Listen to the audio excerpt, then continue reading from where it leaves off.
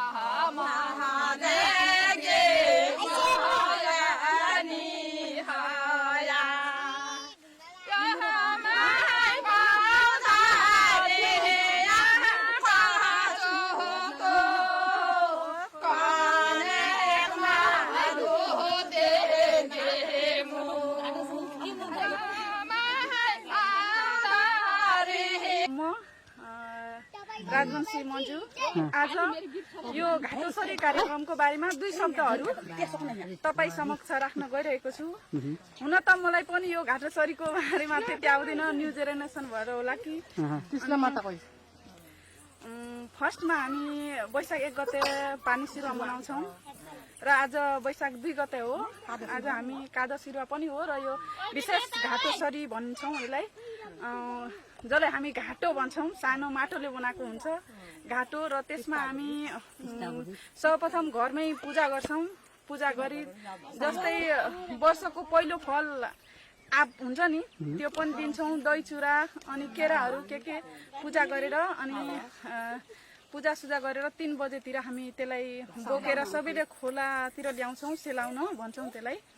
र पूजा खोलामा पनि पूजा गर्छौँ र पूजा गरेर अनि के हुन्छ आफ्नो मनमा लागेका वर्षभरिमा अब नयाँ वर्ष आउँदैछ, अब झन् नयाँ वर्षमा परिवार सुख शान्ति राखोस्, आफ्नो सन्तान सुख शान्ति राखोस् र अहिले विश्वमै फैलिएको यो कोरोना भाइरसको पनि बारेमा पनि मनमा लागेका कुराहरू व्यक्त गर्यौं।